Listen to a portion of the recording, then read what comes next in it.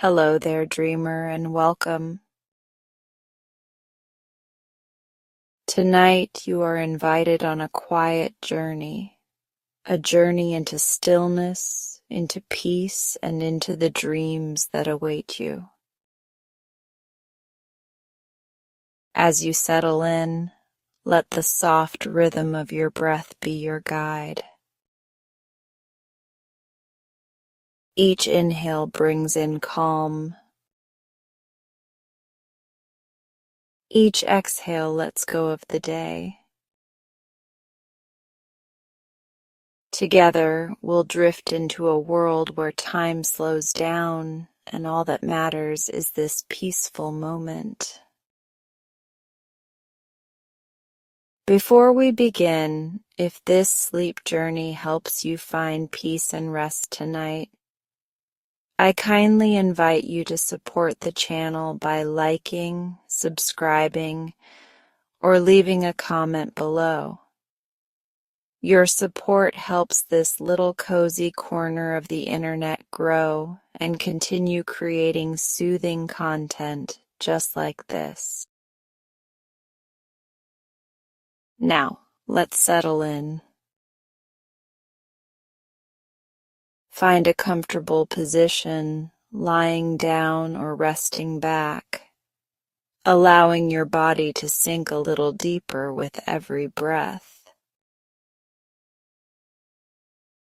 Gently close your eyes and take a slow, deep breath in through your nose.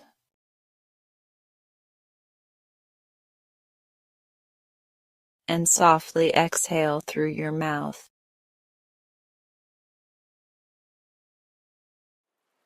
Again, a deep breath in.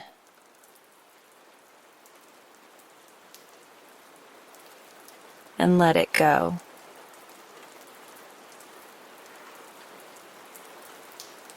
With each breath, allow the day to fade away. There's nothing to do now, nowhere to be. You've done enough.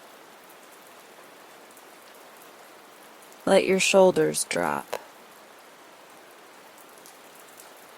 Unclench your jaw. Soften the muscles around your eyes. Imagine a warm blanket of calm gently being draped over you. A comforting presence that says, you are safe, you are held, and you can let go now.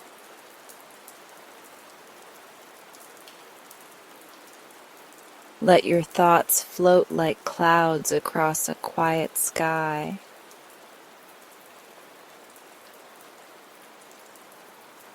No need to chase them, just notice and return to your breath.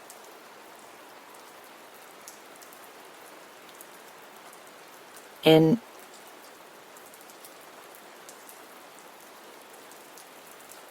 and out.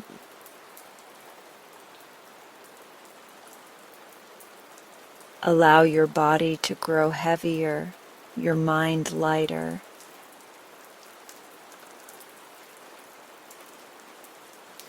Let sleep come naturally, gently in its own time.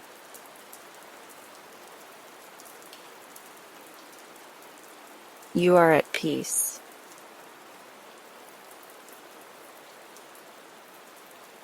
You are calm.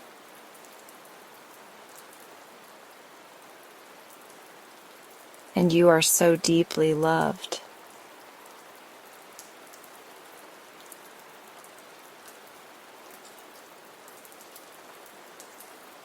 The secret of the sea. In an ill-lit ancient tavern that I know are many tales of the sea, but not without the wine of Gorgondy that I had of a private bargain from the gnomes was the tale laid bare for which I had waited of an evening for the greater part of a year. I knew my man and listened to his stories. sitting amid the bluster of his oaths. I plied him with rum and whiskey and mixed drinks, but there never came the tale for which I sought. And as a last resort, I went to the Huthnith Mountains and bargained there all night with the chiefs of the gnomes. When I came to the ancient tavern and entered the low-roofed room, bringing the hoard of the gnomes in a bottle of hammered iron, my man had not yet arrived. The sailors laughed at my old iron bottle, but I sat down and waited. Had I opened it then, they would have wept and sung. I was well content to wait, for I knew my man had the story, and it was such a one as had profoundly stirred the incredulity of the faithless. He entered and greeted me, and sat down and called for brandy. He was a hard man to turn from his purpose, and, uncorking my iron bottle, I sought to dissuade him from brandy for fear that when the brandy bit his throat he should refuse to leave it for any other wine. He lifted his head and said deep and dreadful things of any man that should dare to speak against brandy.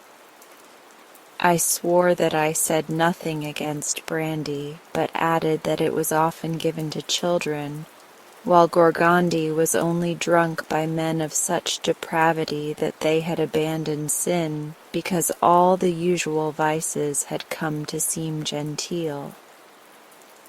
When he asked if Gorgondy was a bad wine to drink, I said that it was so bad that if a man sipped it, that was the one touch that made damnation certain. Then he asked me what I had in the iron bottle, and I said it was Gorgondy. And then he shouted for the largest tumbler in that ill-lit ancient tavern, and stood up and shook his fist at me when it came, and swore, and told me to fill it with the wine that I got on that bitter night from the treasure house of the gnomes. As he drank it, he told me that he had met men who had spoken against wine, and that they had mentioned heaven, and therefore he would not go there. No, not he. And that once he had sent one of them to hell, but when he got there he would turn him out, and he had no use for milksops. Over the second tumbler he was thoughtful, but still he said no word of the tale he knew until I feared that it would never be heard. But when the third glass of that terrific wine had burned its way down his gullet and vindicated the wickedness of the gnomes, his reticence withered like a leaf in the fire, and he bellowed out the secret. I had long known that there is in ships a will or way of their own, and had even suspected that when sailors die or abandon their ships at sea, a derelict, being left to her own devices, may seek her own ends.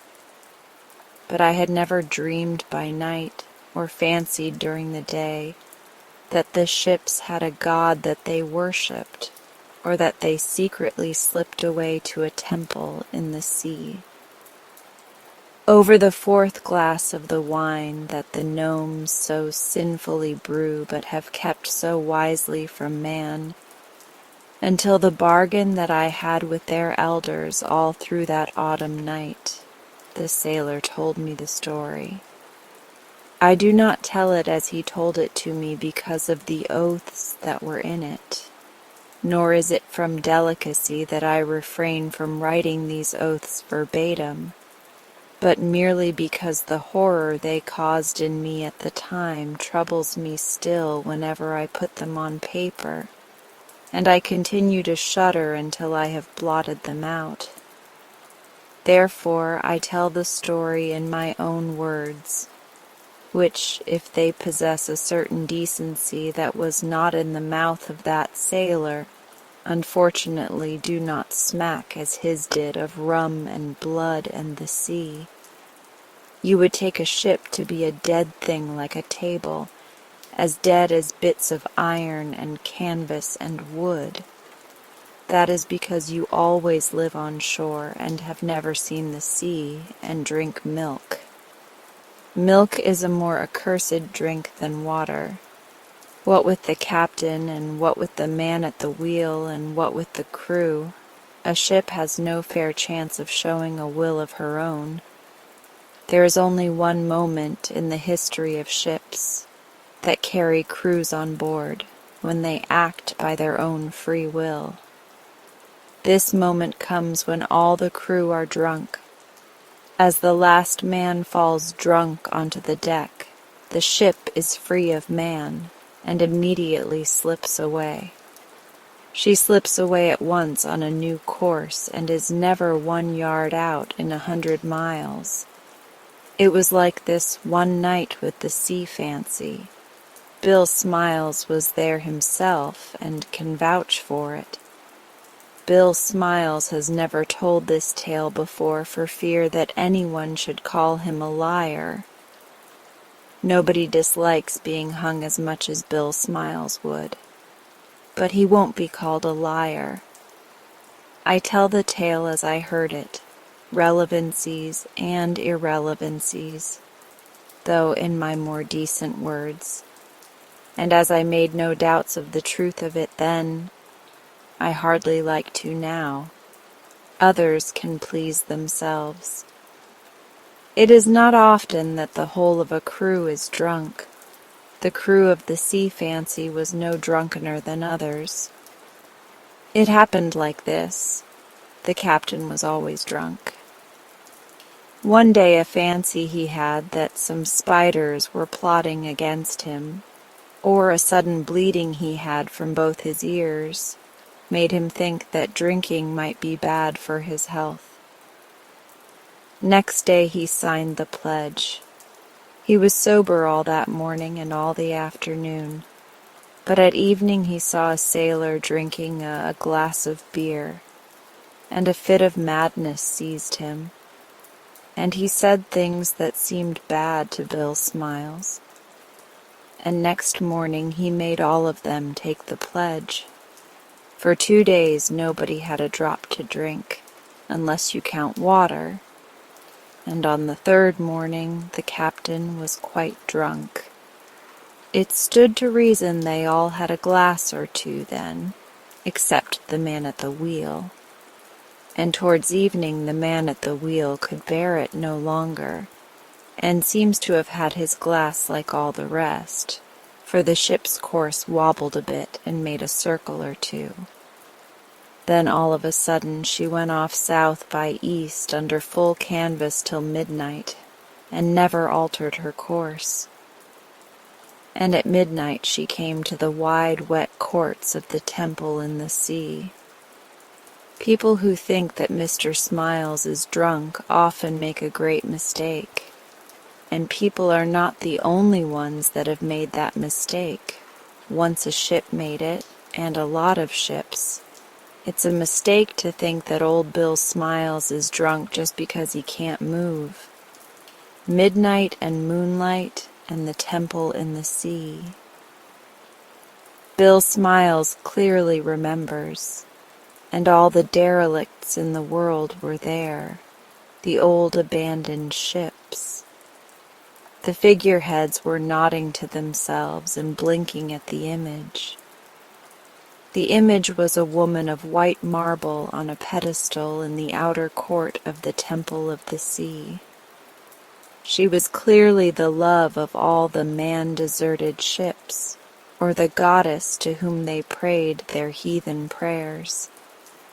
And as Bill Smiles was watching them, the lips of the figureheads moved. They all began to pray. But all at once their lips were closed with a snap when they saw that there were men on the Sea Fancy. They all came crowding up and nodded and nodded and nodded to see if all were drunk, and that's when they made their mistake about old Bill Smiles, although he couldn't move. They would have given up the treasuries of the gulfs sooner than let men hear the prayers they said, or guess their love for the goddess. It is the intimate secret of the sea.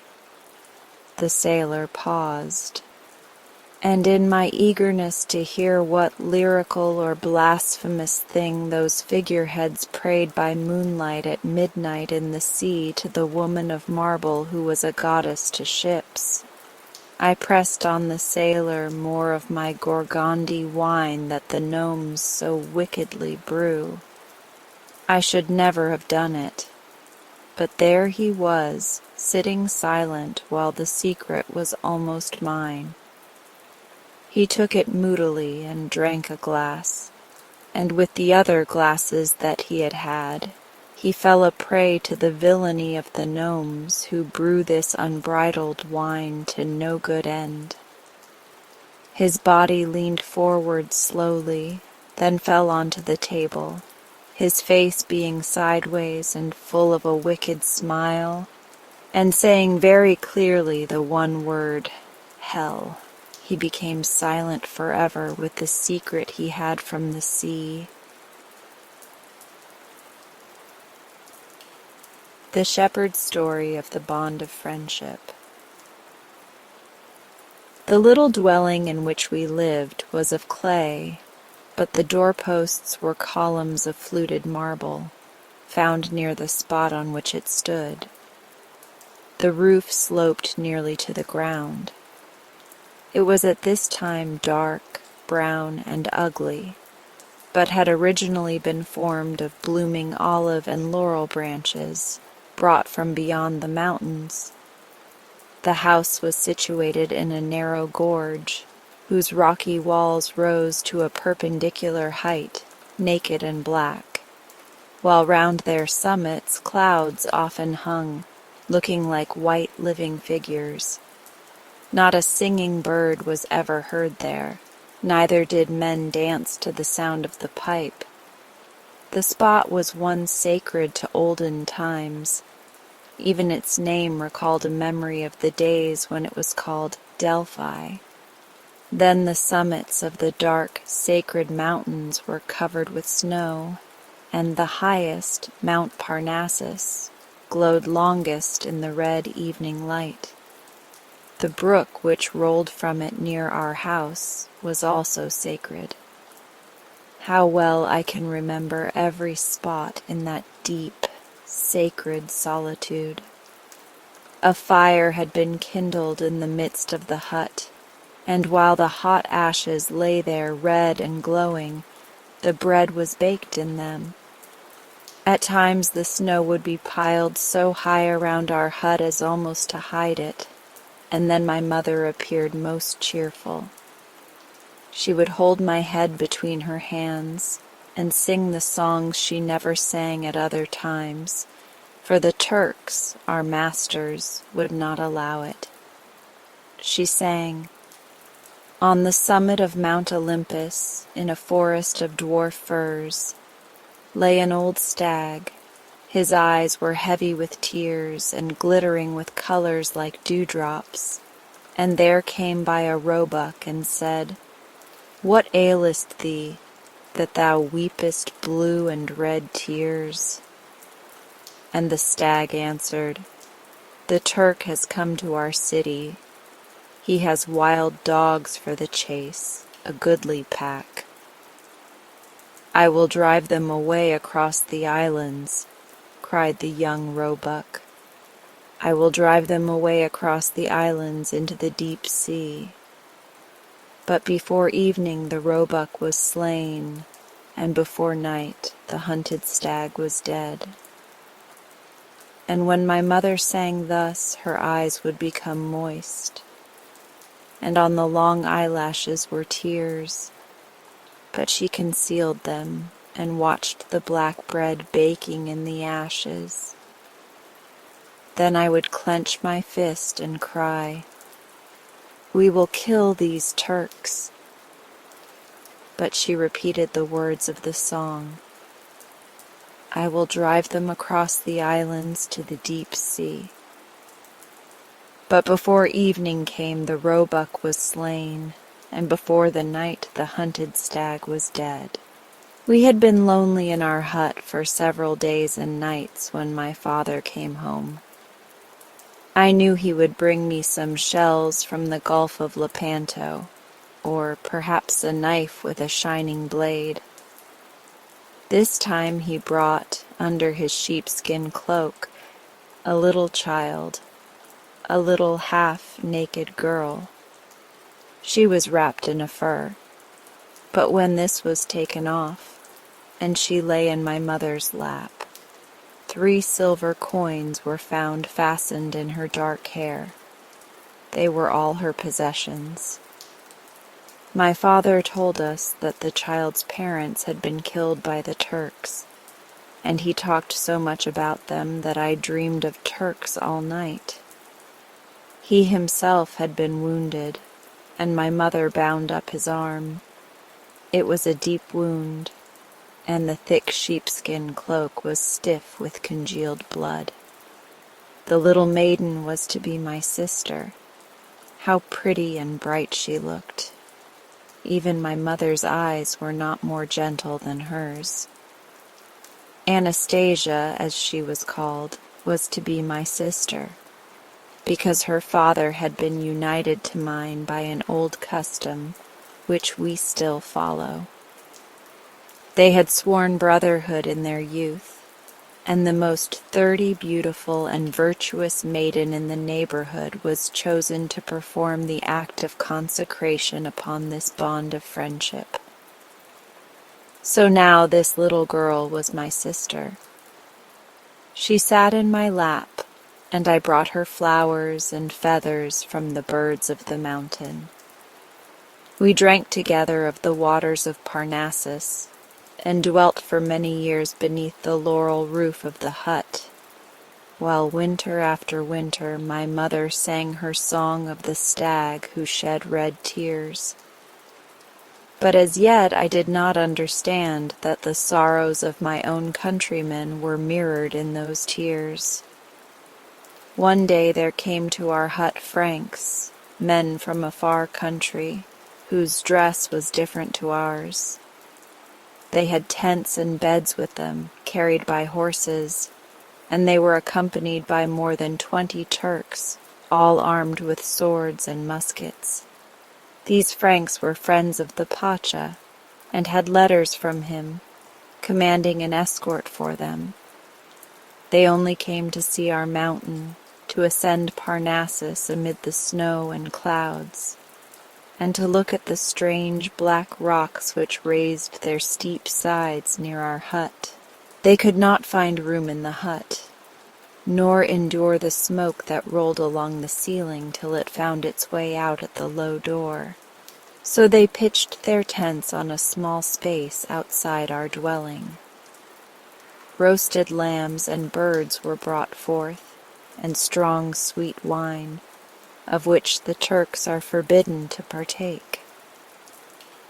When they departed, I accompanied them for some distance, carrying my little sister Anastasia, wrapped in a goatskin on my back. One of the Frankish gentlemen made me stand in front of a rock, and drew us both as we stood there, so that we looked like one creature. I did not think of it then, but Anastasia and I were really one. She was always sitting on my lap, or riding in the goatskin on my back, and in my dreams she always appeared to me. 2 nights after this, other men, armed with knives and muskets, came into our tent. They were Albanians, brave men, my mother told me. They only stayed a short time.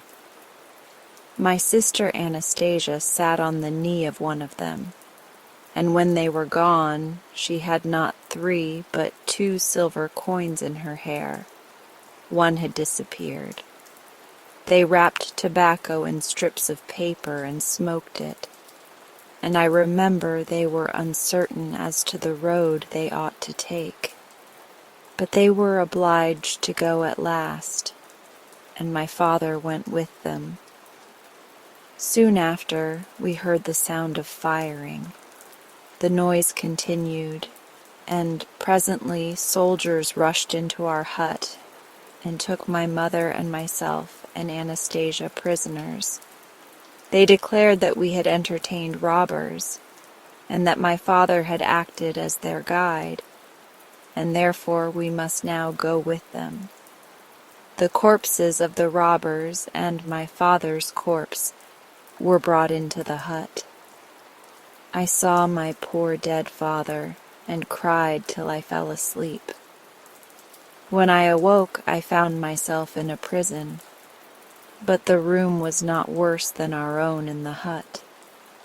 They gave me onions and musty wine from a tarred cask, but we were not accustomed to much better fare at home. How long we were kept in prison, I do not know, but many days and nights passed by. We were set free about Easter time. I carried Anastasia on my back, and we walked very slowly, for my mother was very weak, and it is a long way to the sea, to the Gulf of Lepanto. On our arrival, we entered a church, in which there were beautiful pictures in golden frames. They were pictures of angels, fair and bright, and yet our little Anastasia looked equally beautiful, as it seemed to me. In the center of the floor stood a coffin filled with roses. My mother told me it was the Lord Jesus Christ who was represented by these roses. Then the priest announced, "Christ is risen," and all the people greeted each other. Each one carried a burning taper in his hand, and one was given to me as well as to little Anastasia. The music sounded, and the people left the church hand in hand, with joy and gladness. Outside, the women were roasting the Paschal lamb. We were invited to partake, and as I sat by the fire, a boy, older than myself, put his arms round my neck and kissed me and said, "Christ is risen." And thus it was that for the first time I met Aphtanides. My mother could make fishermen's nets, for which there was a great demand here in the bay, and we lived a long time by the side of the sea, the beautiful sea that had a taste like tears, and in its colors reminded me of the stag that wept red tears. For sometimes its waters were red and sometimes green or blue. Aphtanides knew how to manage our boat, and I often sat in it with my little Anastasia, while it glided on through the water, swift as a bird flying through the air. Then when the sun set, how beautifully deeply blue would be the tint on the mountains, one rising above the other in the far distance, and the summit of Mount Parnassus rising above them all like a glorious crown. Its top glittered in the evening rays like molten gold, and it seemed as if the light came from within it, for long after the sun had sunk beneath the horizon, the mountain top would glow in the clear blue sky. The white aquatic birds skimmed the surface of the water in their flight, and all was calm and still as amid the black rocks at Delphi. I lay on my back in the boat. Anastasia leaned against me, while the stars above us glittered more brightly than the lamps in our church. They were the same stars, and in the same position over me as when I used to sit in front of our hut at Delphi, and I had almost begun to fancy I was still there, when suddenly there was a splash in the water. Anastasia had fallen in, but in a moment Aphtanides has sprung in after her and was now holding her up to me. We dried her clothes as well as we were able, and remained on the water till they were dry, for we did not wish it to be known what a fright we had had, nor the danger which our little adopted sister had incurred, in whose life Aphtanides had now a part. The summer came, and the burning heat of the sun tinted the leaves of the trees with lines of gold. I thought of our cool mountain home and the fresh water that flowed near it. My mother, too, longed for if, and one evening we wandered towards home. How peaceful and silent it was as we walked on through the thick, wild thyme, still fragrant, though the sun had scorched the leaves. Not a single herdsman did we meet. Not a solitary hut did we pass. Everything appeared lonely and deserted. Only a shooting star showed that in the heavens there was yet life.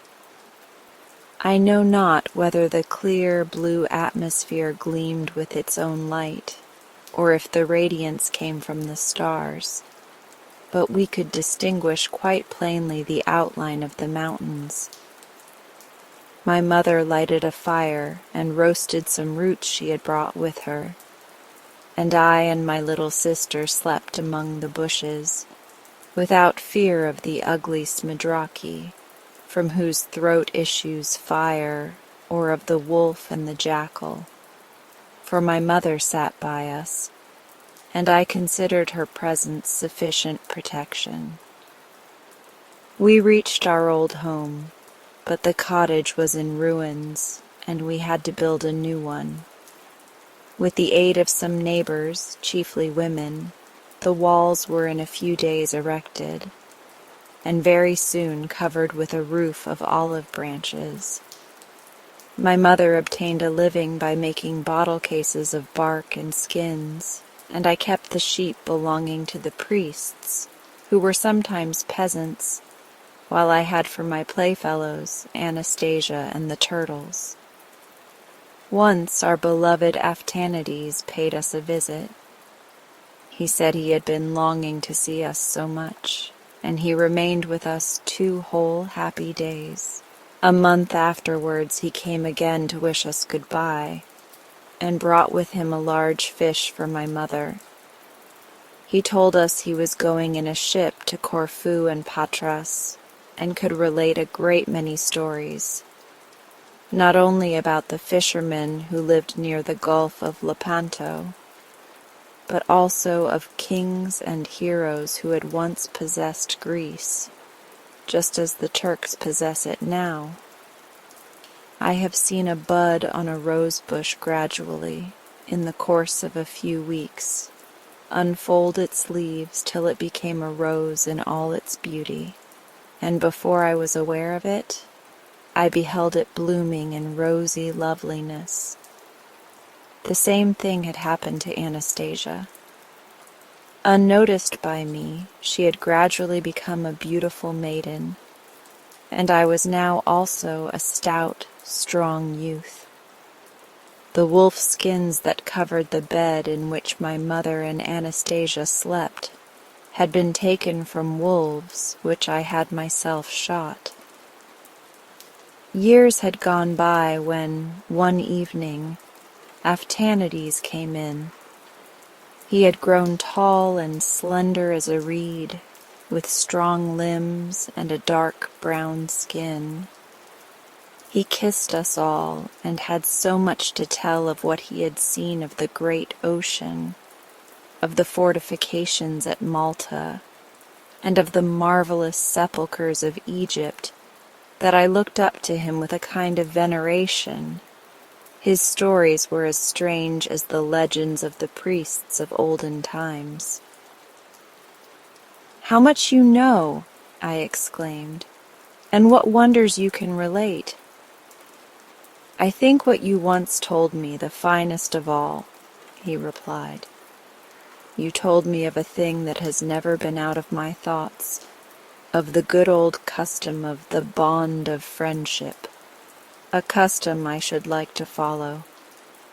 Brother, let you and I go to church, as your father and Anastasia's father once did. Your sister Anastasia is the most beautiful and most innocent of maidens, and she shall consecrate the deed. No people have such grand old customs as we Greeks." Anastasia blushed like a young rose, and my mother kissed Aftanides. At about 2 miles from our cottage, where the earth on the hill is sheltered by a few scattered trees, stood the little church, with a silver lamp hanging before the altar. I put on my best clothes, and the white tunic fell in graceful folds over my hips. The red jacket fitted tight and close. The tassel on my fez cap was of silver, and in my girdle glittered a knife and my pistols. Aftanides was clad in the blue dress worn by the Greek sailors. On his breast hung a silver medal with the figure of the Virgin Mary, and his scarf was as costly as those worn by rich lords. Everyone could see that we were about to perform a solemn ceremony. When we entered the little, unpretending church, the evening sunlight streamed through the open door on the burning lamp and glittered on the golden picture frames. We knelt down together on the altar steps, and Anastasia drew near and stood beside us. A long white garment fell in graceful folds over her delicate form, and on her white neck and bosom hung a chain entwined with old and new coins, forming a kind of collar. Her black hair was fastened into a knot and confined by a headdress formed of gold and silver coins, which had been found in an ancient temple. No Greek girl had more beautiful ornaments than these. Her countenance glowed, and her eyes were like 2 stars. We all 3 offered a silent prayer, and then she said to us, "Will you be friends in life and in death?" "Yes," we replied. "Will you each remember to say, whatever may happen, 'My brother is a part of myself. His secret is my secret. My happiness is his. Self-sacrifice, patience, everything belongs to me as they do to him?'" And we again answered, "Yes." Then she joined out hands and kissed us on the forehead, and we again prayed silently. After this, a priest came through a door near the altar and blessed us all 3. Then a song was sung by other holy men behind the altar screen, and the bond of eternal friendship was confirmed. When we arose, I saw my mother standing by the church door, weeping. How cheerful everything seemed now in our little cottage by the Delphian springs. On the evening before his departure, Aftanides sat thoughtfully beside me on the slopes of the mountain. His arm was flung around me, and mine was round his neck. We spoke of the sorrows of Greece, and of the men of the country who could be trusted. Every thought of our souls lay clear before us. Presently I seized his hand. "Aftanides," I exclaimed, "there is one thing still that you must know, one thing that till now has been a secret between myself and heaven. My whole soul is filled with a love stronger than the love I bear to my mother and to thee." "And whom do you love?" asked Aftanides, and his face and neck grew red as fire. "I love Anastasia," I replied. Then his hand trembled in mine, and he became pale as a corpse. I saw it. I understood the cause, and I believe my hand trembled too. I bent towards him. I kissed his forehead and whispered, "I have never spoken of this to her. and perhaps she does not love me. Brother, think of this. I have seen her daily. She has grown up beside me and has become a part of my soul. And she shall be thine, he exclaimed. Thine. I may not wrong thee, nor will I do so. I also love her, but tomorrow I depart. In a year we will see each other again, but then you will be married. Shall it not be so? I have a little gold of my own, it shall be yours. You must and shall take it. We wandered silently homeward across the mountains. It was late in the evening when we reached my mother's door. Anastasia held the lamp as we entered. My mother was not there. She looked at Aftanides with a sweet but mournful expression on her face. Tomorrow you are going to leave us, she said. I am very sorry. Sorry, he exclaimed, and his voice was troubled with a grief as deep as my own. I could not speak, but he seized her hand and said, Our brother yonder loves you, and is he not dear to you? His very silence now proves his affection. Anastasia trembled and burst into tears. Then I saw no one, thought of none, but her. I threw my arms round her and pressed my lips to hers. As she flung her arms round my neck, the lamp fell to the ground, and we were in darkness, dark as the heart of poor Aftanides. Before daybreak he rose, kissed us all, and said, Farewell, and went away. He had given all his money to my mother for us. Anastasia was betrothed to me, and in a few days afterwards she became my wife.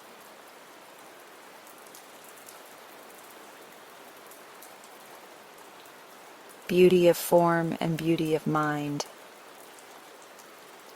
There was once a sculptor named Alfred, who, having won the large gold medal and obtained a traveling scholarship, went to Italy and then came back to his native land. He was young at that time.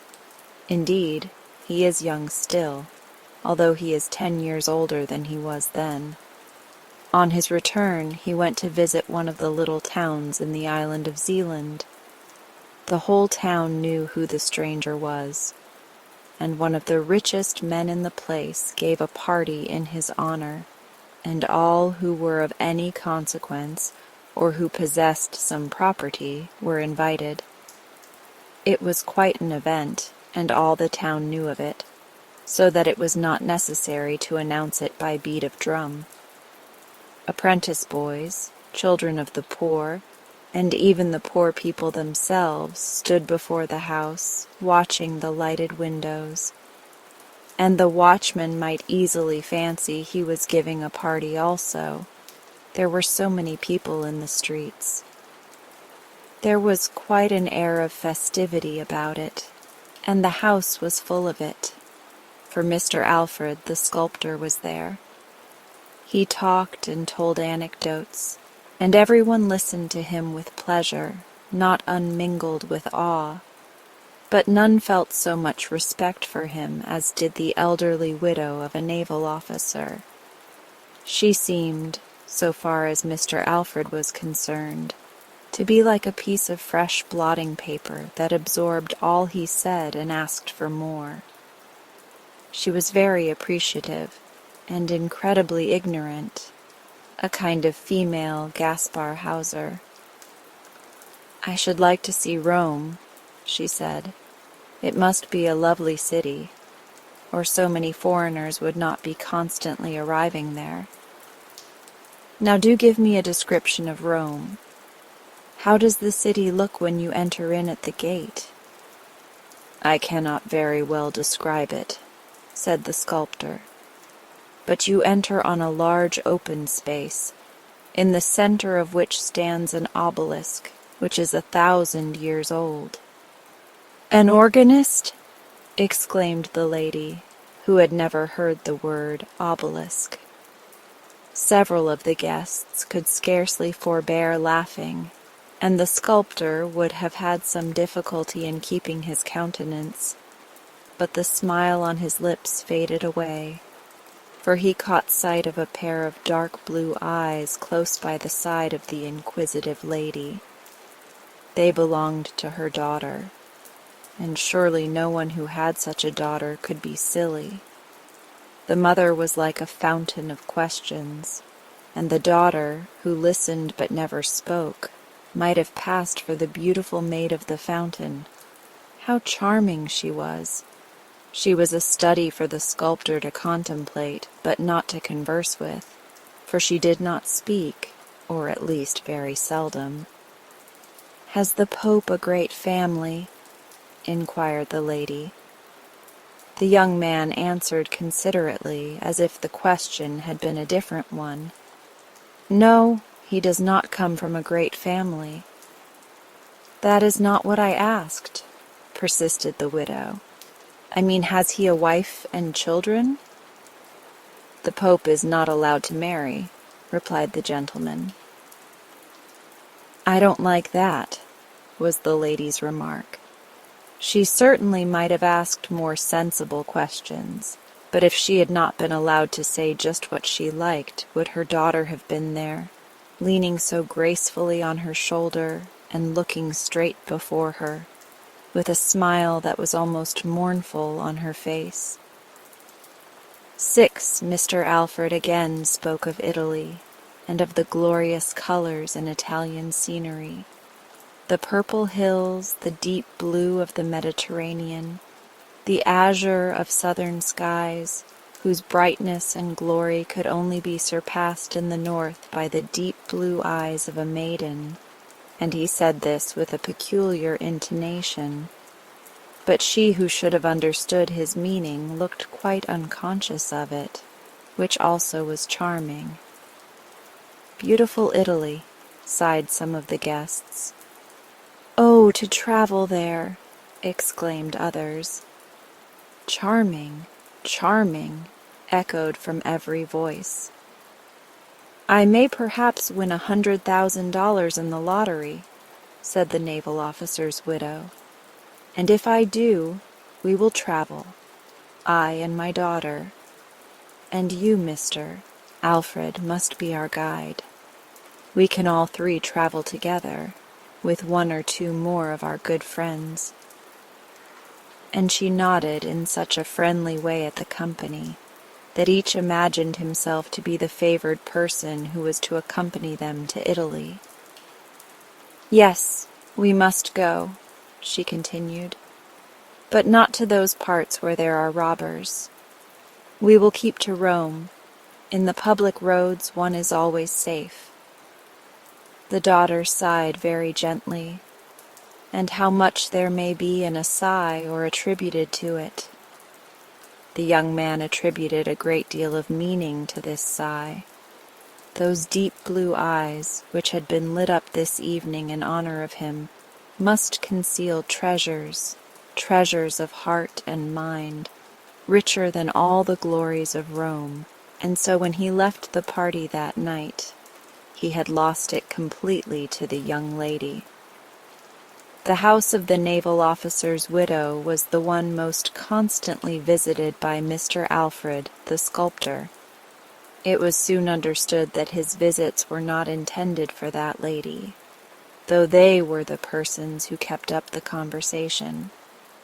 He came for the sake of the daughter. They called her Kayla.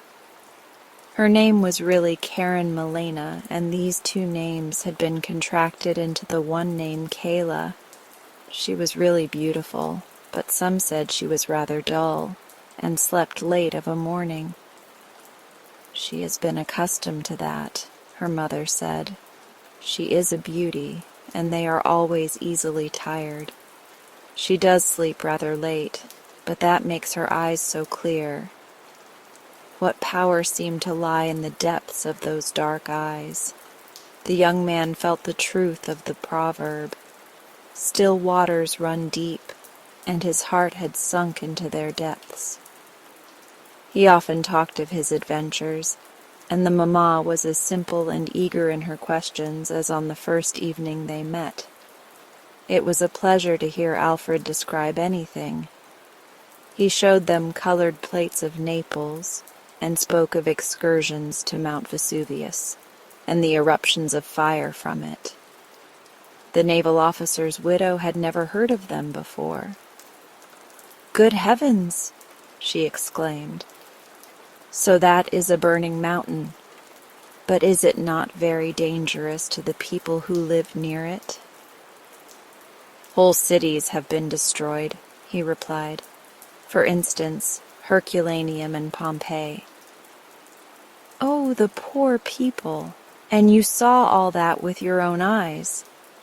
"No, I did not see any of the eruptions which are represented in those pictures, but I will show you a sketch of my own, which represents an eruption I once saw." He placed a pencil sketch on the table, and Mamma, who had been overpowered with the appearance of the colored plates, threw a glance at the pale drawing and cried in astonishment, "What, did you see it throw up white fire?" For a moment Alfred's respect for Kayla's mamma underwent a sudden shock, and lessened considerably, but dazzled by the light which surrounded Kayla, he soon found it quite natural that the old lady should have no eye for color. After all, it was of very little consequence, for Kayla's mamma had the best of all possessions, namely Kayla herself. Alfred and Kayla were betrothed, which was a very natural result, and the betrothal was announced in the newspaper of the little town. Mamma purchased 30 copies of the paper, that she might cut out the paragraph and send it to friends and acquaintances. The betrothed pair were very happy, and the mother was happy too. She said it seemed like connecting herself with Thorwaldsen.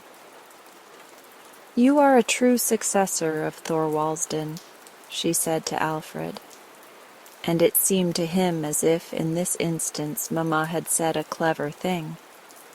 Kayla was silent, but her eyes shone, her lips smiled, every movement was graceful. In fact, she was beautiful. That cannot be repeated too often. Alfred decided to take a bust of Kayla as well as of her mother. They sat to him accordingly, and saw how he molded and formed the soft clay with his fingers. "I suppose it is only on our account that you perform this commonplace work yourself, instead of leaving it to your servant to do all that sticking together." "It is really necessary that I should mold the clay myself," he replied. "Ah, yes, you are always so polite," said Mamma with a smile, and Kayla silently pressed his hand, all soiled as it was with the clay. Then he unfolded to them both the beauties of nature in all her works. He pointed out to them how, in the scale of creation, inanimate matter was inferior to animate nature, the plant above the mineral, the animal above the plant, and man above them all.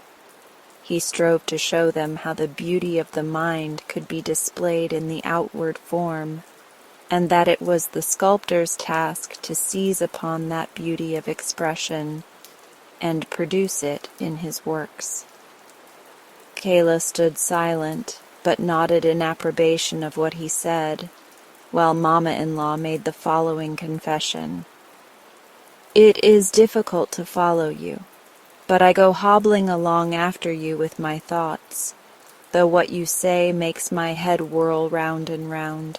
Still I contrive to lay hold on some of it." Kayla's beauty had a firm hold on Alfred. It filled his soul and held a mastery over him. Beauty beamed from Kayla's every feature, glittered in her eyes, lurked in the corners of her mouth, and pervaded every movement of her agile fingers. Alfred the sculptor saw this. He spoke only to her, thought only of her, and the two became one. And so it may be said she spoke much, for he was always talking to her, and he and she were one. Such was the betrothal, and then came the wedding, with bridesmaids and wedding presents, all duly mentioned in the wedding speech. Mamma-in-law had set up Thorwaldsen's bust at the end of the table, attired in a dressing gown. It was her fancy that he should be a guest. Songs were sung and cheers given, for it was a gay wedding, and they were a handsome pair. Pygmalion loved his Galatea, said one of the songs. Ah, that is some of your mythologies, said Mamma-in-law. Next day the youthful pair started for Copenhagen, where they were to live. Mamma-in-law accompanied them to attend to the coarse work, as she always called the domestic arrangements. Kayla looked like a doll in a doll's house, for everything was bright and new and so fine. There they sat, all three, and as for Alfred, a proverb may describe his position. He looked like a swan amongst the geese. The magic of form had enchanted him. He had looked at the casket without caring to inquire what it contained, and that omission often brings the greatest unhappiness into married life. The casket may be injured, the gilding may fall off, and then the purchaser regrets his bargain. In a large party, it is very disagreeable to find a button giving way, with no studs at hand to fall back upon. But it is worse still in a large company to be conscious that your wife and mother-in-law are talking nonsense, and that you cannot depend upon yourself to produce a little ready wit to carry off the stupidity of the whole affair. The young married pair often sat together hand in hand. He would talk, but she could only now and then let fall a word in the same melodious voice, the same bell-like tones. It was a mental relief when Sophie, one of her friends, came to pay them a visit. Sophie was not pretty. She was, however, quite free from any physical deformity, although Kayla used to say she was a little crooked. But no eye, save an intimate acquaintance, would have noticed it. She was a very sensible girl, yet it never occurred to her that she might be a dangerous person in such a house. Her appearance created a new atmosphere in the doll's house, and air was really required. They all owned that. They felt the want of a change of air, and consequently the young couple and their mother traveled to Italy. "Thank heaven we are at home again within our own four walls," said Mamma-in-law and daughter both, on their return after a year's absence. "There is no real pleasure in traveling," said Mamma. "To tell the truth, it's very wearisome. I beg pardon for saying so. I was soon very tired of it, although I had my children with me. And besides, it's very expensive work traveling. Very expensive, and all those galleries one is expected to see, and the quantity of things you are obliged to run after. It must be done, for very shame. You are sure to be asked when you come back if you have seen everything, and will most likely be told that you've omitted to see what was best worth seeing of all. I got tired at last of those endless Madonnas. I began to think I was turning into a Madonna myself." "And then the living, Mamma," said Kayla. "Yes, indeed," she replied. "No such a thing as a respectable meat soup. Their cookery is miserable stuff." The journey had also tired Kayla, but she was always fatigued. That was the worst of it. So they sent for Sophie, and she was taken into the house to reside with them, and her presence there was a great advantage.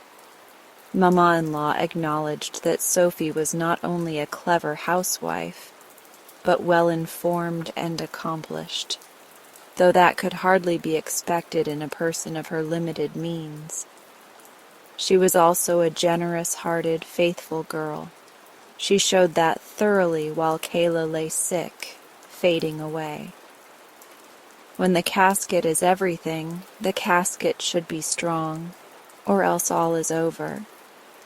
And all was over with the casket, for Kayla died. She was beautiful, said her mother. She was quite different from the beauties they call antiques, for they are so damaged. A beauty ought to be perfect, and Kayla was a perfect beauty. Alfred wept, and Mama wept, and they both wore mourning. The black dress suited Mama very well, and she wore mourning the longest. She had also to experience another grief in seeing Alfred marry again. Marry Sophie, who was nothing at all to look at. "He's gone to the very extreme," said Mamma-in-law. "He has gone from the most beautiful to the ugliest, and he has forgotten his first wife. Men have no constancy. My husband was a very different man, but then he died before me." "Pygmalion loved his Galatea," was in the song they sung at my first wedding, said Alfred. "I once fell in love with a beautiful statue, which awoke to life in my arms, but the kindred soul, which is a gift from heaven, the angel who can feel and sympathize with and elevate us, I have not found and won till now. You came, Sophie, not in the glory of outward beauty, though you are even fairer than is necessary. The chief thing still remains.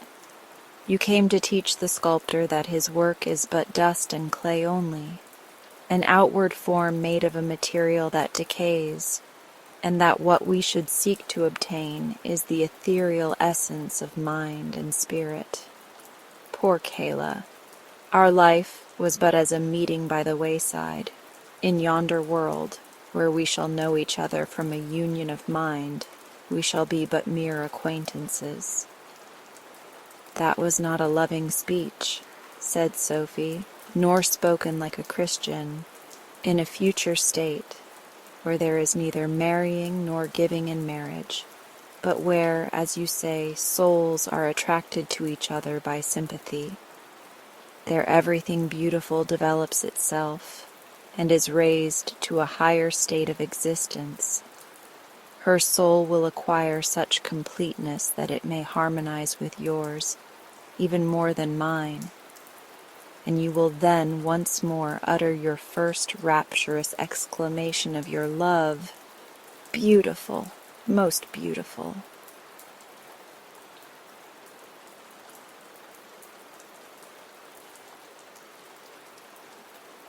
The 3 Golden Apples.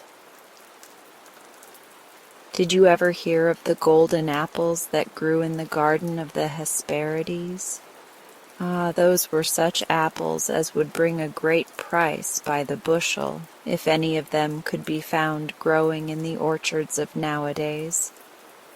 But there is not, I suppose, a graft of that wonderful fruit on a single tree in the wide world. Not so much as a seed of those apples exists any longer. And even in the old half-forgotten times, before the garden of the Hesperides was overrun with weeds, a great many people doubted whether there could be real trees that bore apples of solid gold upon their branches. All had heard of them, but nobody remembered to have seen any. Children, nevertheless, used to listen, open-mouthed, to stories of the golden apple tree, and resolved to discover it when they should be big enough. Adventurous young men, who desired to do a braver thing than any of their fellows, set out in quest of this fruit. Many of them returned no more. None of them brought back the apples. No wonder that they found it impossible to gather them. It is said that there was a dragon beneath the tree, with 100 terrible heads, 50 of which were always on the watch, while the other 50 slept.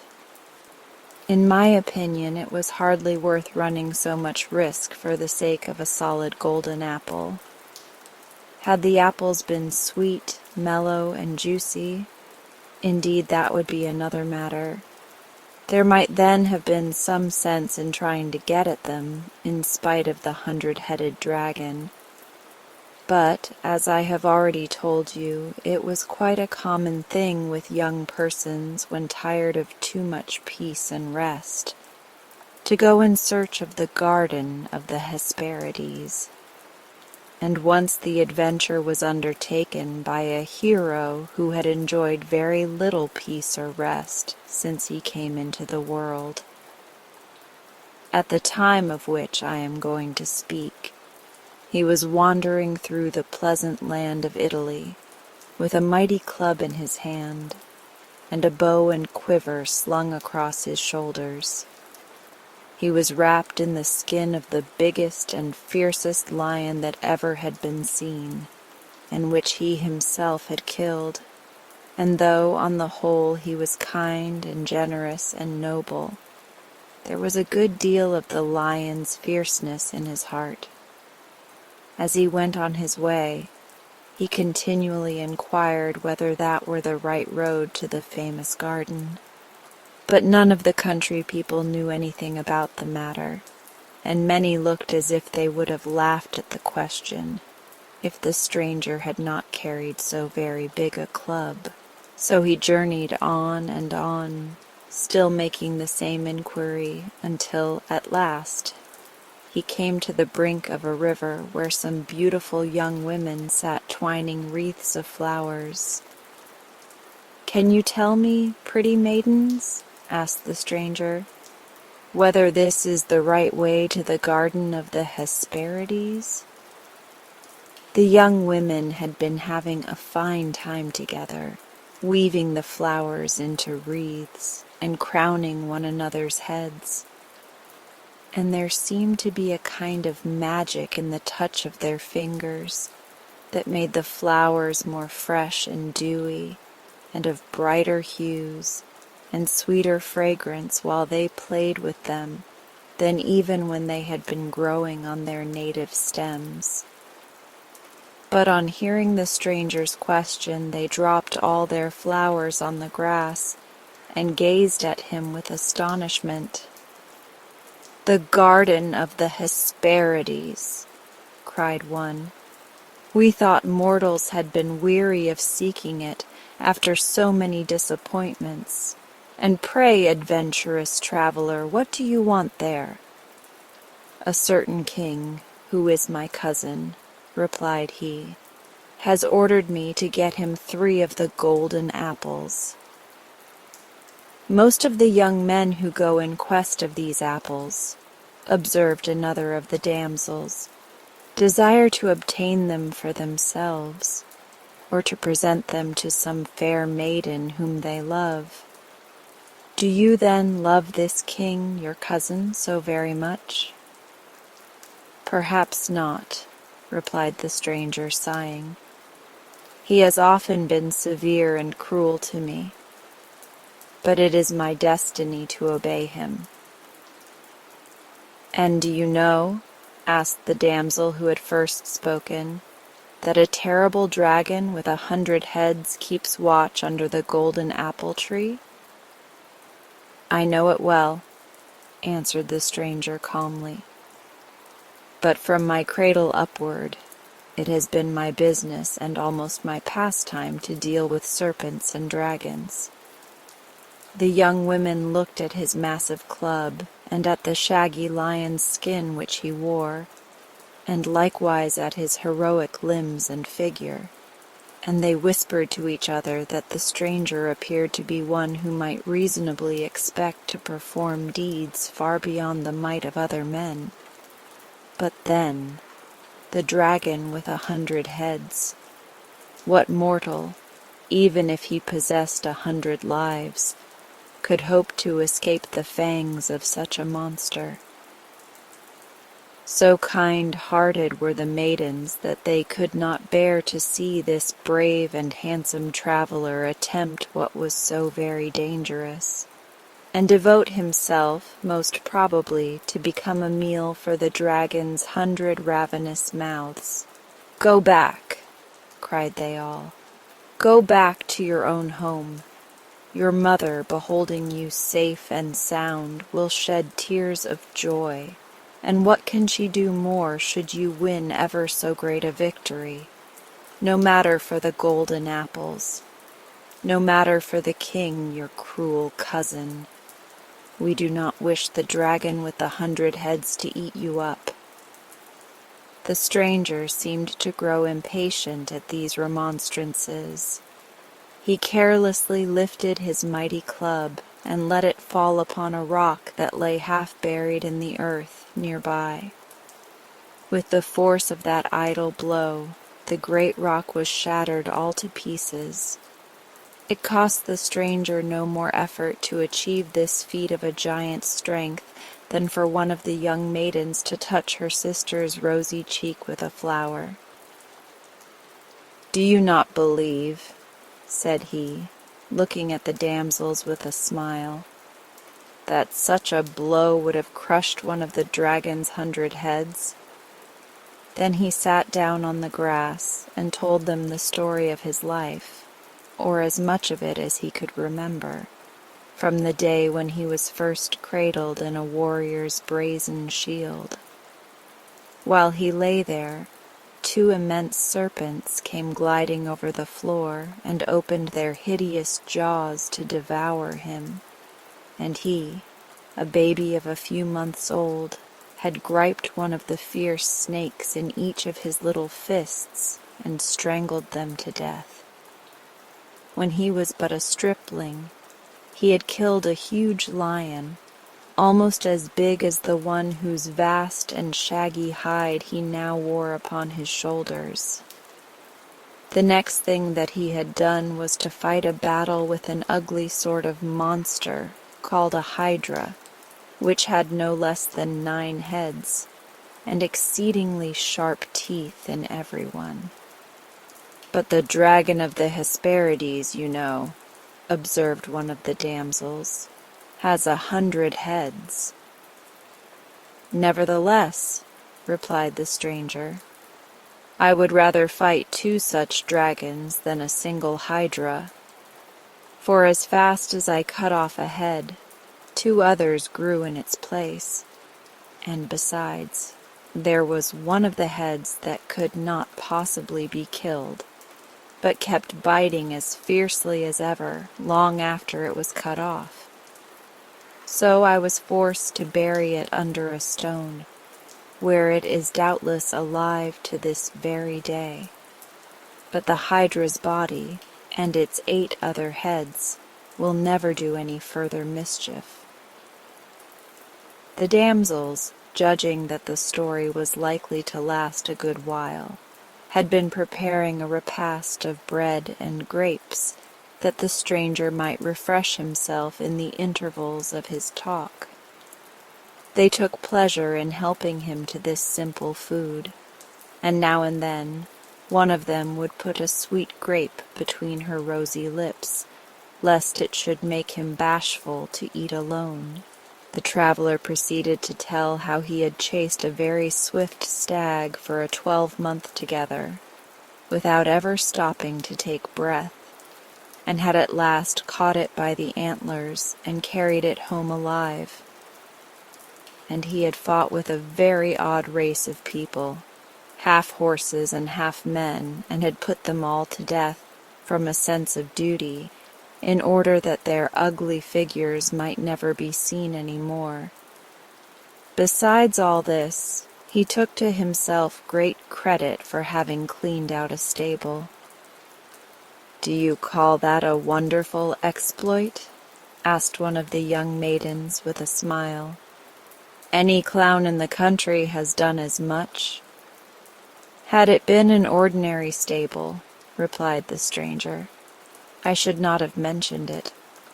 But this was so gigantic a task that it would have taken me all my life to perform it, if I had not luckily thought of turning the channel of a river through the stable door. That did the business in a very short time. Seeing how earnestly his fair auditors listened, he next told them how he had shot some monstrous birds, and had caught a wild bull alive and let him go again, and had tamed a number of very wild horses, and had conquered Hippolyta, the warlike queen of the Amazons. He mentioned likewise that he had taken off Hippolyta's enchanted girdle, and had given it to the daughter of his cousin, the king. "Was it the girdle of Venus?" inquired the prettiest of the damsels, "which makes women beautiful?" "No," answered the stranger. "It had formerly been the sword belt of Mars, and it can only make the wearer valiant and courageous." "An old sword belt!" cried the damsel, tossing her head. "Then I should not care about having it." "You are right," said the stranger. Going on with his wonderful narrative, he informed the maidens that as strange an adventure as ever happened was when he fought with Geryon, the six-legged man. This was a very odd and frightful sort of figure, as you may well believe. Any person looking at his tracks in the sand or snow would suppose that three sociable companions had been walking along together. On hearing his footsteps at a little distance, it was no more than reasonable to judge that several people must be coming. But it was only the strange man Geryon clattering onward with his 6 legs. 6 legs, and one gigantic body. Certainly he must have been a very queer monster to look at. And my stars, what a waste of shoe leather! When the stranger had finished the story of his adventures, he looked around at the attentive faces of the maidens. "Perhaps you may have heard of me before," said he modestly. "My name is Hercules." "We had already guessed it," replied the maidens, "for your wonderful deeds are known all over the world. We do not think it strange any longer that you should set out in quest of the golden apples of the Hesperides. Come, sisters, let us crown the hero with flowers." Then they flung beautiful wreaths over his stately head and mighty shoulders, so that the lion's skin was almost entirely covered with roses. They took possession of his ponderous club, and so entwined it about with the brightest, softest, and most fragrant blossoms, that not a finger's breadth of its oaken substance could be seen. It looked all like a huge bunch of flowers.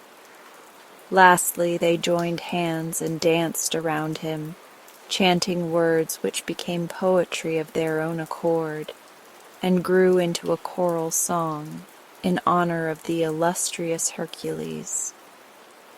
And Hercules was rejoiced, as any other hero would have been, to know that these fair young girls had heard of the valiant deeds which it had cost him so much toil and danger to achieve. But still he was not satisfied. He could not think that what he had already done was worthy of so much honor, while there remained any bold or difficult adventure to be undertaken.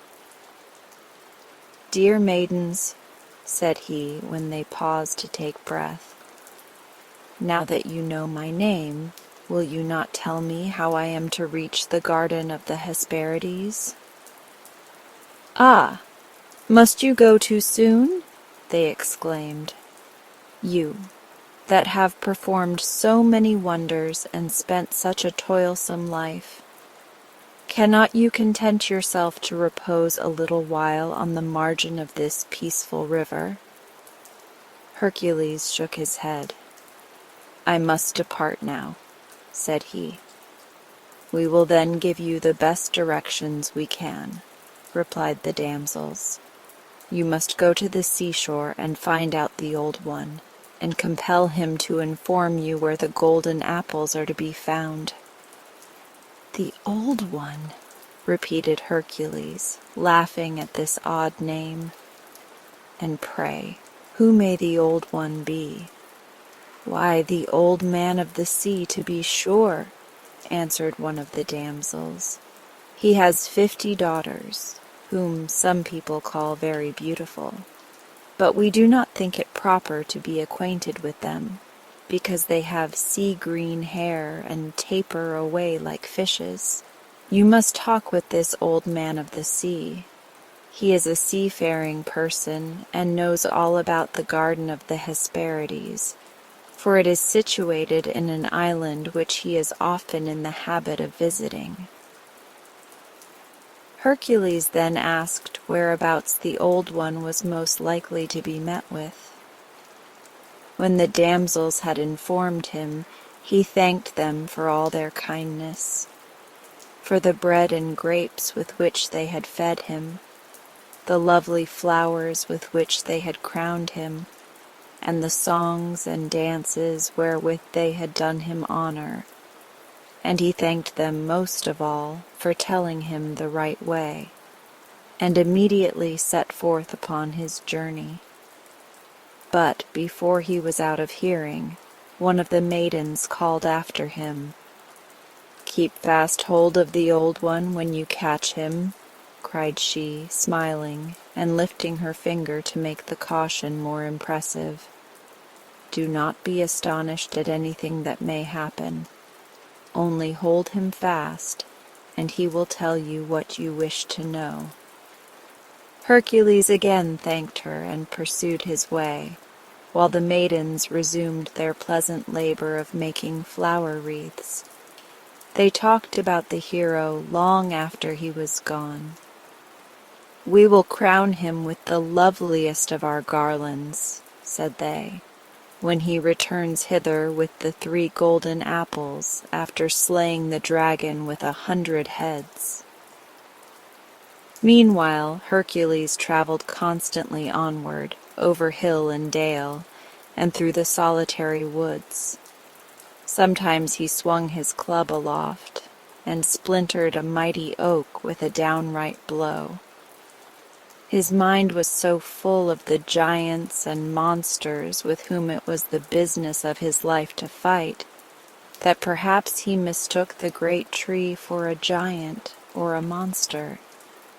And so eager was Hercules to achieve what he had undertaken, that he almost regretted to have spent so much time with the damsels, wasting idle breath upon the story of his adventures. But thus it always is with persons who are destined to perform great things. What they have already done seems less than nothing. What they have taken in hand to do seems worth toil, danger, and life itself.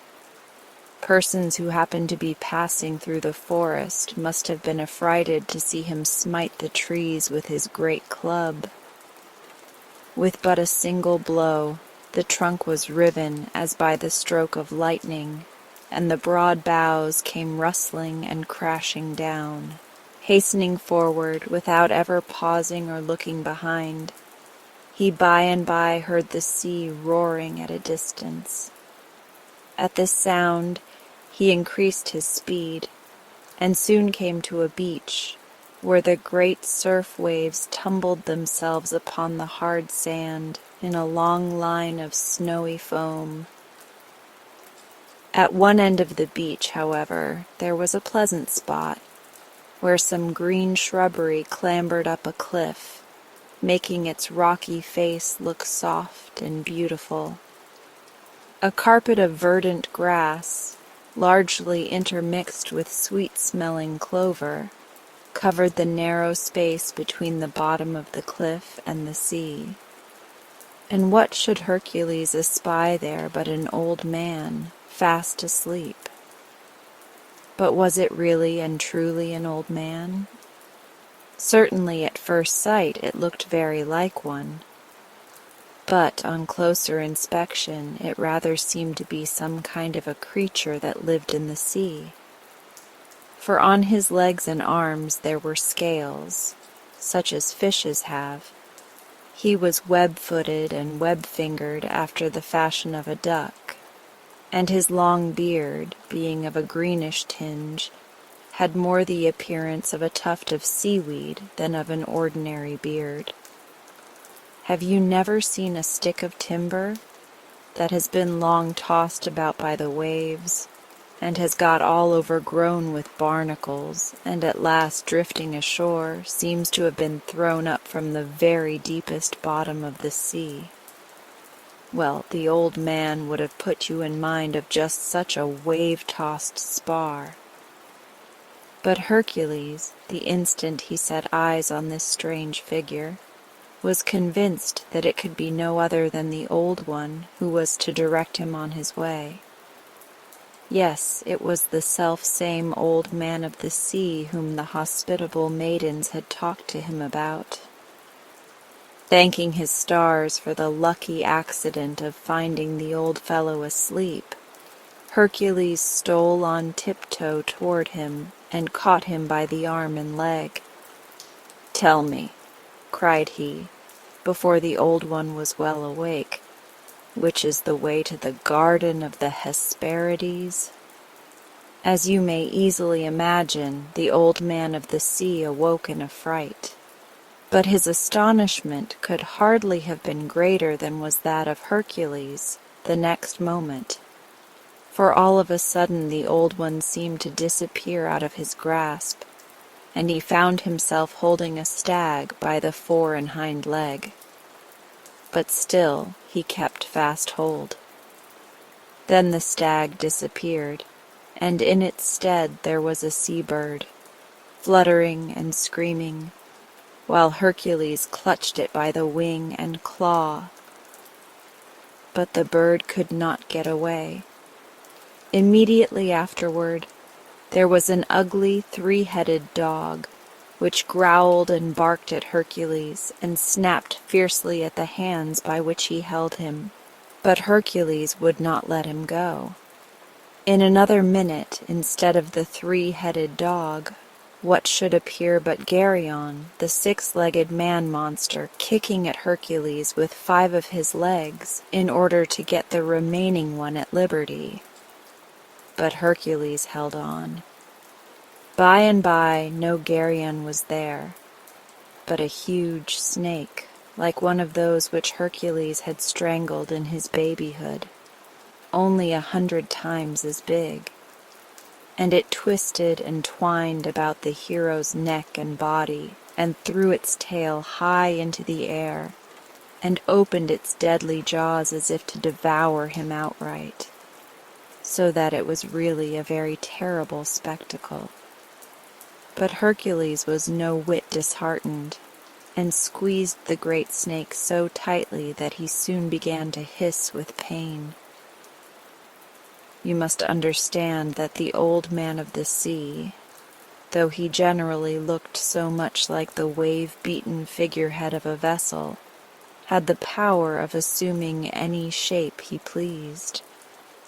When he found himself so roughly seized by Hercules, he had been in hopes of putting him into such surprise and terror by these magical transformations that the hero would be glad to let him go.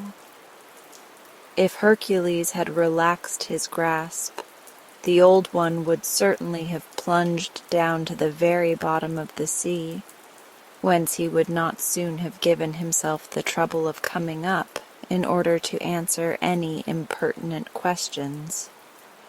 99 people out of 100, I suppose, would have been frightened out of their wits by the very first of his ugly shapes, and would have taken to their heels at once. For one of the hardest things in this world is to see the difference between real dangers and imaginary ones. But as Hercules held on so stubbornly, and only squeezed the old one so much the tighter at every change of shape, and really put him to no small torture, he finally thought it best to reappear in his own figure. So there he was again, a fishy, scaly, web-footed sort of personage with something like a tuft of seaweed at his chin. "Pray, what do you want with me?" cried the old one as soon as he could take breath, "for it is quite a tiresome affair to go through so many false shapes. Why do you squeeze me so hard? Let me go this moment, or I shall begin to consider you an extremely uncivil person." "My name is Hercules," roared the mighty stranger, "and you will never get out of my clutch until you tell me the nearest way to the garden of the Hesperides." When the old fellow heard who it was that had caught him, he saw with half an eye that it would be necessary to tell him everything that he wanted to know. The old one was an inhabitant of the sea, you must recollect, and roamed about everywhere, like other seafaring people. Of course, he had often heard of the fame of Hercules, and of the wonderful things that he was constantly performing in various parts of the earth, and how determined he always was to accomplish whatever he undertook. He therefore made no more attempts to escape, but told the hero how to find the garden of the Hesperides, and likewise warned him of many difficulties which must be overcome before he could arrive thither. "You must go on thus and thus," said the old man of the sea, after taking the points of the compass, "till you come in sight of a very tall giant, who holds the sky on his shoulders. And the giant, if he happens to be in the humor, will tell you exactly where the garden of the Hesperides lies." "And if the giant happens not to be in the humor," remarked Hercules, balancing his club on the tip of his finger, "perhaps I shall find means to persuade him." Thanking the old man of the sea and begging his pardon for having squeezed him so roughly, the hero resumed his journey. He met with a great many strange adventures, which would be well worth your hearing if I had leisure to narrate them as minutely as they deserve. It was in this journey, if I mistake not, that he encountered a prodigious giant who was so wonderfully contrived by nature that every time he touched the earth he became 10 times as strong as ever he had been before. His name was Antaeus. You may see plainly enough that it was a very difficult business to fight with such a fellow, for as often as he got a knockdown blow, up he started again, stronger, fiercer, and abler to use his weapons than if his enemy had let him alone. Thus, the harder Hercules pounded the giant with his club, the further he seemed from winning the victory. I have sometimes argued with such people, but never fought with one. The only way in which Hercules found it possible to finish the battle was by lifting Antaeus off his feet into the air, and squeezing and squeezing and squeezing him until, finally, the strength was quite squeezed out of his enormous body. When this affair was finished, Hercules continued his travels, and went to the land of Egypt, where he was taken prisoner, and would have been put to death if he had not slain the king of the country and made his escape. Passing through the deserts of Africa, and going as fast as he could, he arrived at last on the shore of the great ocean, and here, unless he could walk on the crests of the billows, it seemed as if his journey must needs be at an end. Nothing was before him save the foaming, dashing, measureless ocean. But suddenly as he looked toward the horizon, he saw something, a great way off, which he had not seen the moment before. It gleamed very brightly, almost as you may have beheld the round golden disk of the sun when it rises or sets over the edge of the world. It evidently drew nearer, for at every instant this wonderful object became larger and more lustrous. At length it had come so nigh that Hercules discovered it to be an immense cup or bowl, made either of gold or burnished brass. How it had got afloat upon the sea is more than I can tell you.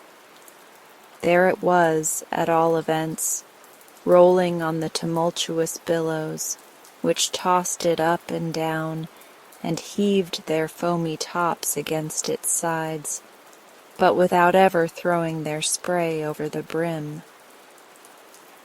I have seen many giants in my time, thought Hercules, but never one that would need to drink his wine out of a cup like this. And true enough, what a cup it must have been.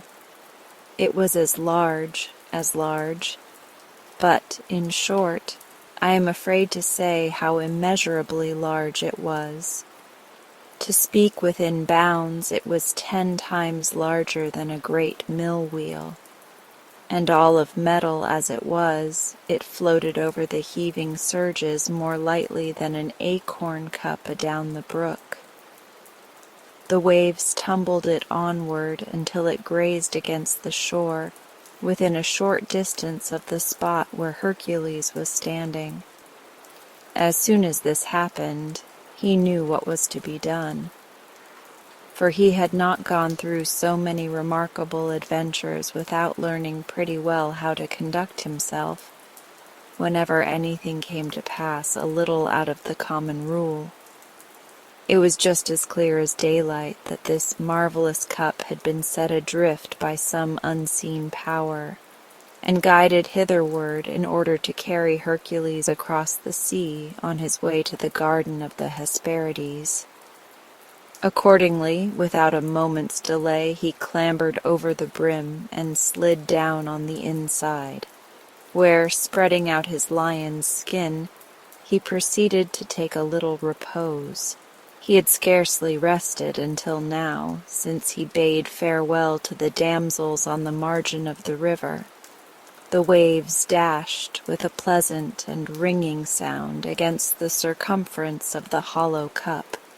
It rocked lightly to and fro, and the motion was so soothing that it speedily rocked Hercules into an agreeable slumber. His nap had probably lasted a good while when the cup chanced to graze against a rock, and, in consequence, immediately resounded and reverberated through its golden or brazen substance 100 times as loudly as ever you heard a church bell. The noise awoke Hercules, who instantly started up and gazed around him, wondering whereabouts he was. He was not long in discovering that the cup had floated across a great part of the sea, and was approaching the shore of what seemed to be an island. And on that island, what do you think he saw? No, you will never guess it, not if you were to try 50,000 times. It positively appears to me that this was the most marvelous spectacle that had ever been seen by Hercules in the whole course of his wonderful travels and adventures. It was a greater marvel than the Hydra with 9 heads, which kept growing twice as fast as they were cut off, greater than the 6-legged man-monster, greater than Antaeus, greater than anything that was ever beheld by anybody before or since the days of Hercules, or than anything that remains to be beheld by travelers in all time to come.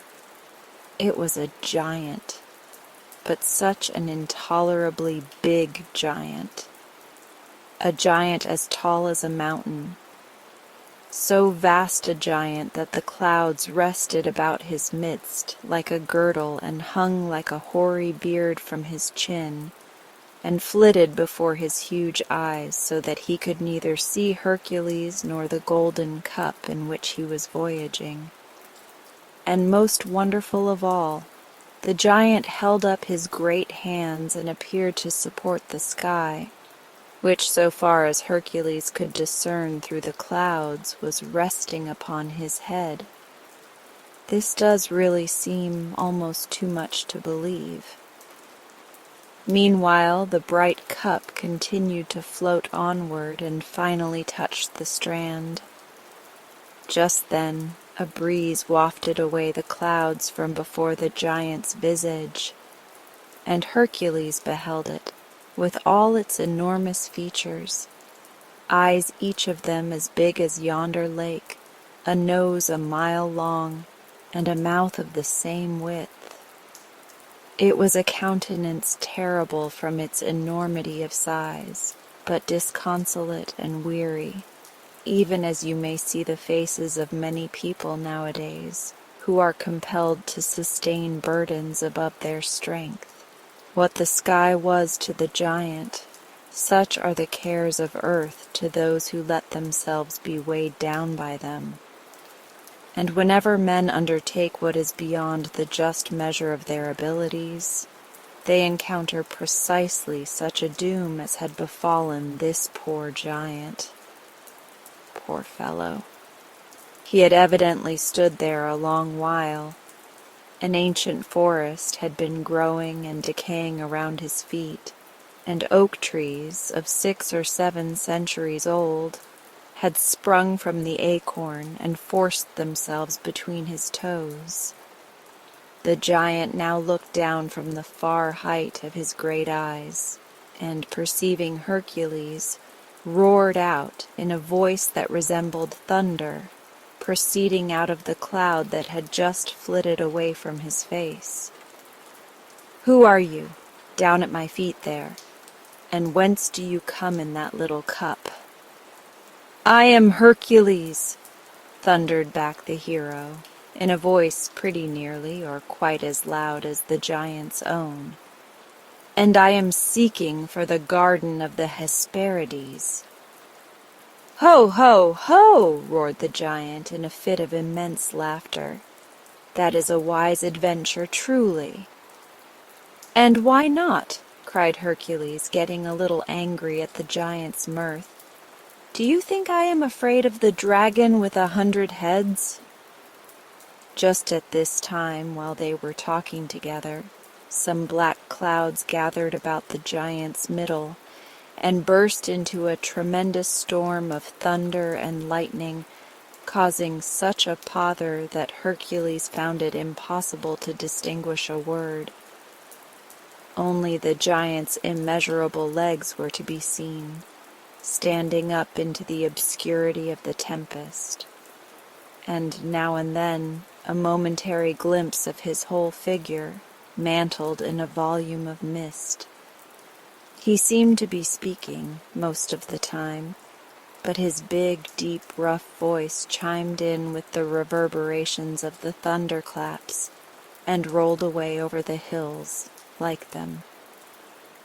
Thus, by talking out of season, the foolish giant expended an incalculable quantity of breath to no purpose, for the thunder spoke quite as intelligibly as he. At last the storm swept over as suddenly as it had come, and there again was the clear sky, and the weary giant holding it up, and the pleasant sunshine beaming over his vast height, and illuminating it against the background of the sullen thunderclouds. So far above the shower had been his head, that not a hair of it was moistened by the raindrops.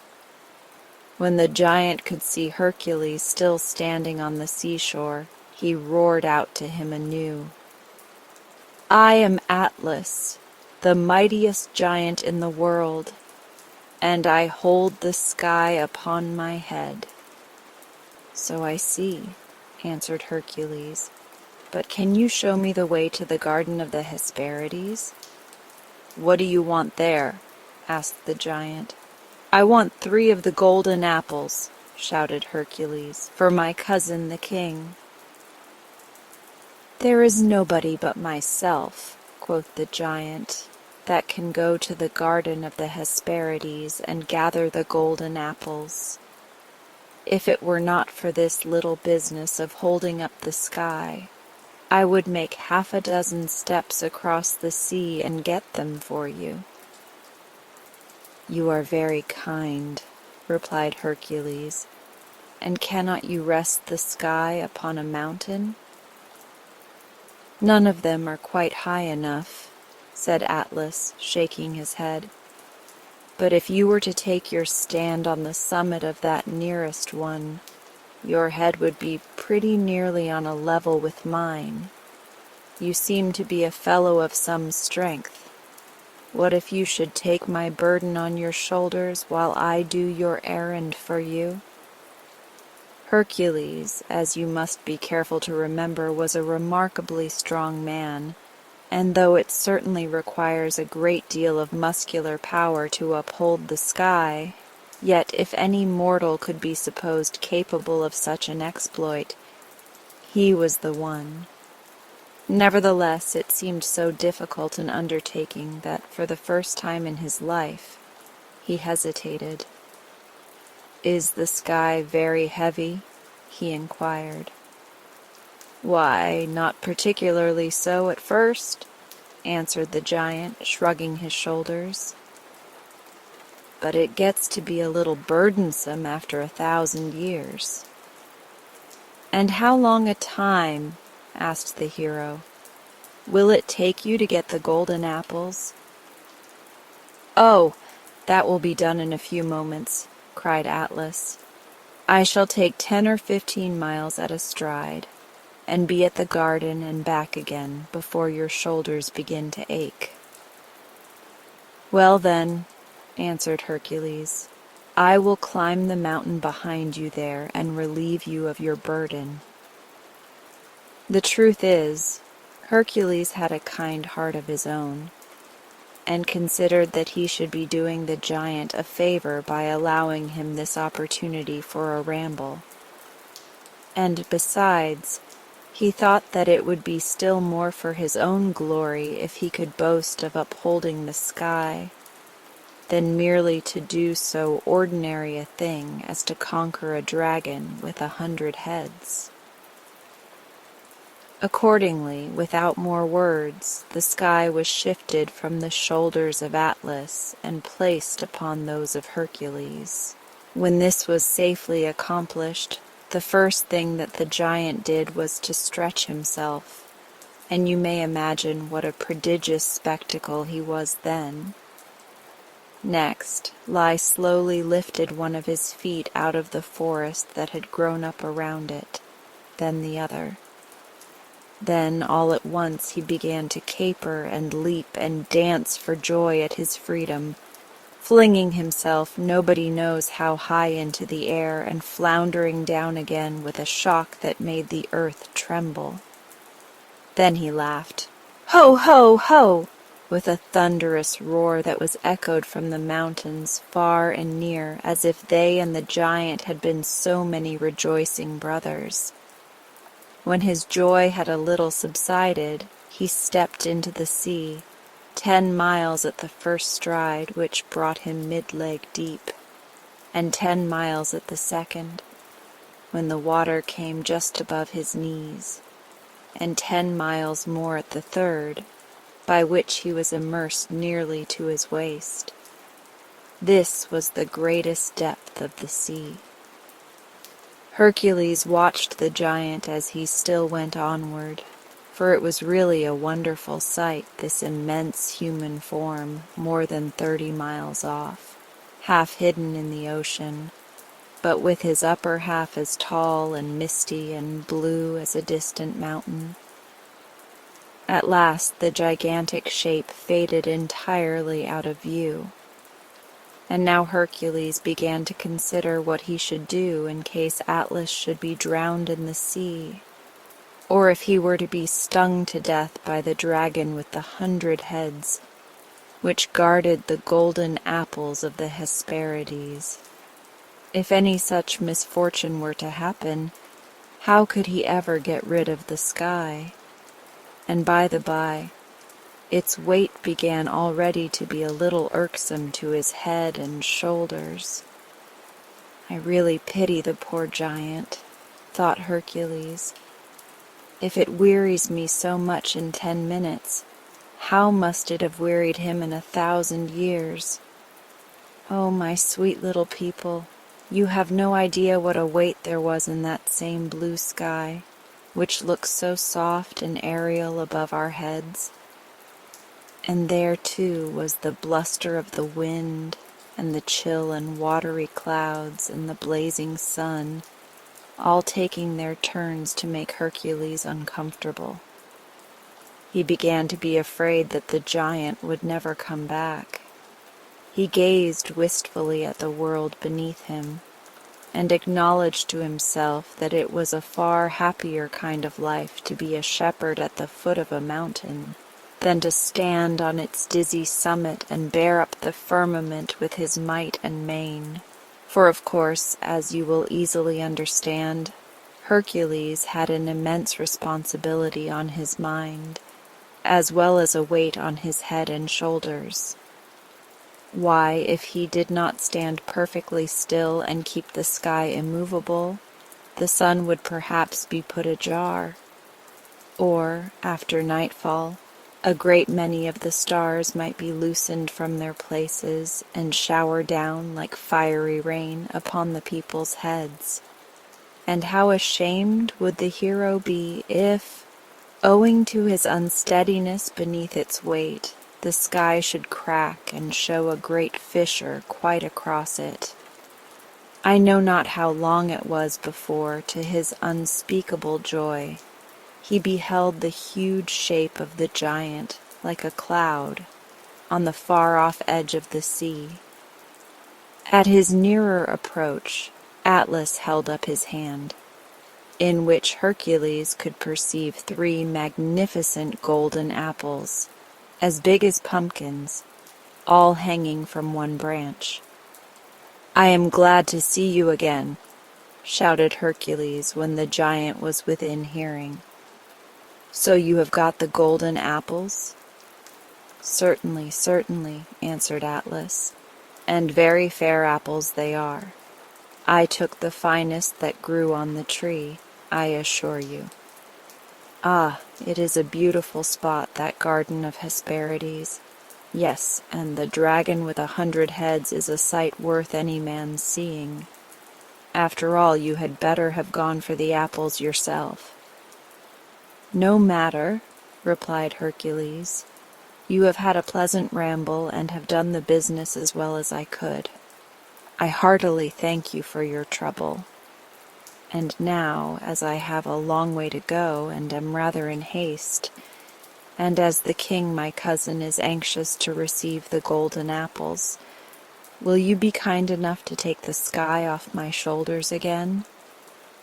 "Why, as to that," said the giant, chucking the golden apples into the air 20 miles high or thereabouts and catching them as they came down, "as to that, my good friend, I consider you a little unreasonable. Cannot I carry the golden apples to the king, your cousin, much quicker than you could?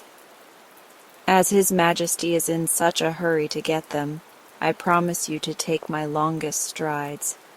And besides, I have no fancy for burdening myself with the sky just now."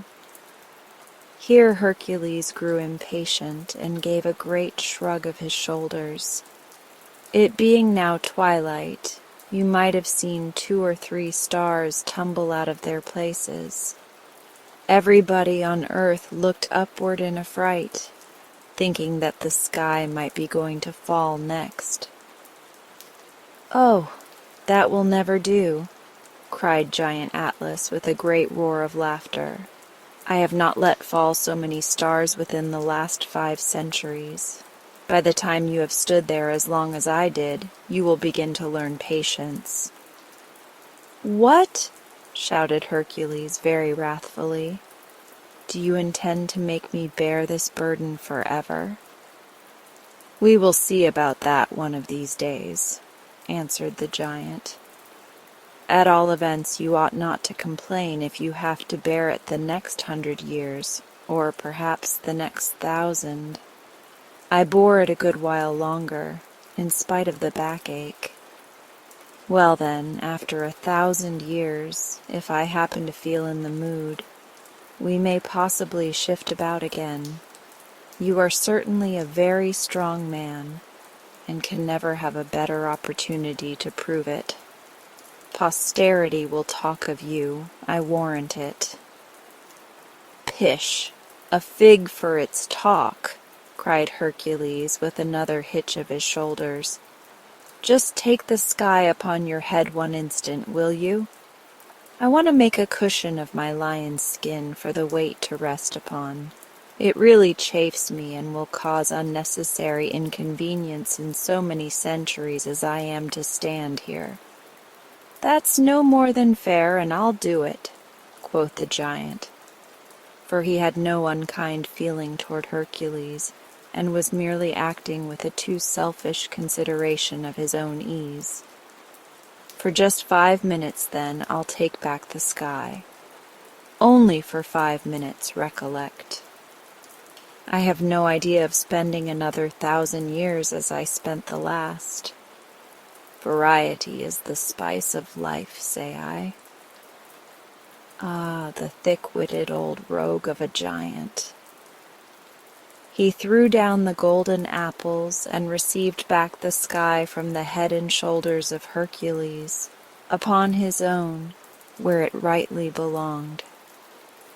And Hercules picked up the 3 golden apples, that were as big or bigger than pumpkins, and straightway set out on his journey homeward, without paying the slightest heed to the thundering tones of the giant, who bellowed after him to come back.